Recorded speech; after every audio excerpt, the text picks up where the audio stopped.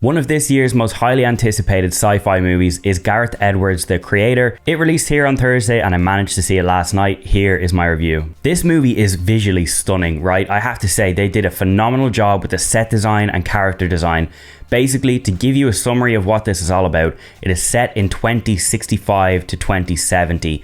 So we're very far in the future and AI has basically lived beside, hand in hand with humans. But one day, a nuke goes off in Los Angeles, killing over 1 million people. It's blamed on the AI, and then it ends up being that all of the western side of the world bans AI, and New Asia, which is over the east side of the world, they all live in harmony with the AI.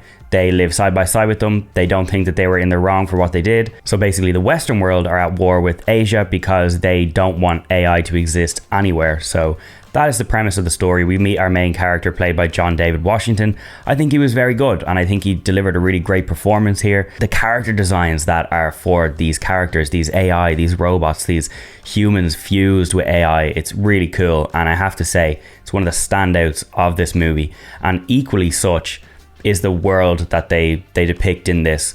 The visuals of the cities, of the infrastructure, of the vehicles, of the ships, everything is insane. And one of my favorite things about it was the giant ship called Nomad, and this is basically built by the Western world, by the Americans, as they go to Asia, and it basically scans the world with these blue beams that you can see in the trailer, and they basically scan for AI, and then they launch missiles at the AI and they destroy them basically. For me, I think the first act and the second act are like, they're good, but they're not fantastic.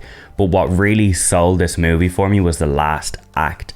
And the reason why is because the story progresses to a point where, as it's called, The Creator, we find out that there is a child called Alpha Omega, and basically John David Washington's character ends up just calling her Alfie, and she is the first child AI. So every AI that you see in the movie is an adult, right? They're a grown person put into an AI body, that's it, simple as. But this child is the first AI child, and she has the power to be able to end the war because she has extremely gifted powers, and we get to see them in action.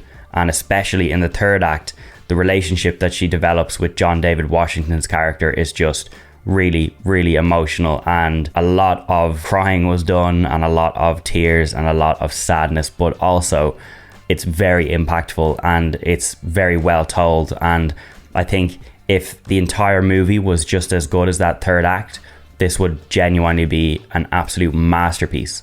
But I don't personally feel like the first act and the second act live up to it.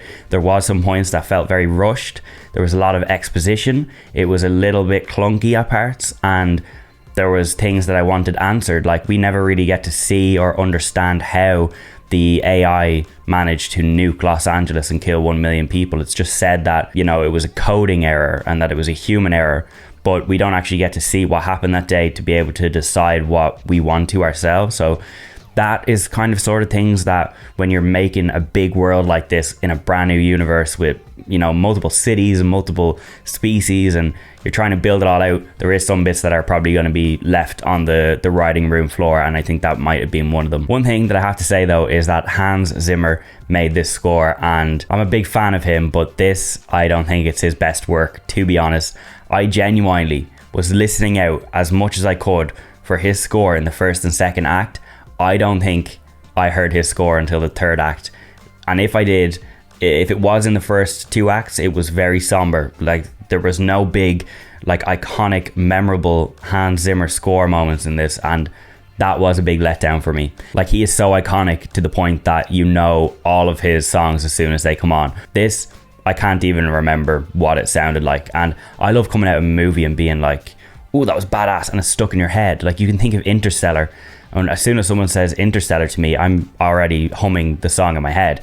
This, couldn't remember it, didn't think it was his best work, and that is a big shame. Overall, I'm going to have to give The Creator 8 out of 10, 4 stars. I think this is a really, really great movie, and it's definitely a world that I would love to see more of, but I don't think it's a 10 out of 10 masterpiece, and there's just some little bits that, you know, it's a little bit rushed at times, the score, and just some things felt very clunky and a lot of exposition. But when I'll tell you the moment that this movie hooked me in. It was near the end of the second act and the humans attack an AI camp with a giant tank.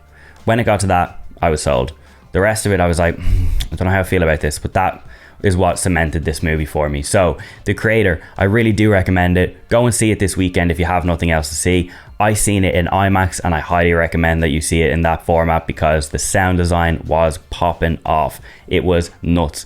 And yeah, definitely one of the coolest movies of the year, one of the most original movies of the year. Gareth Edwards did a great job, and I have to say this movie is a gem, and I do think that maybe on multiple rewatches it might get better, but for now I'm going to have to stick with that 4-star rating. So make sure you drop a follow, drop a like on this video, and stay tuned for more reviews coming very soon.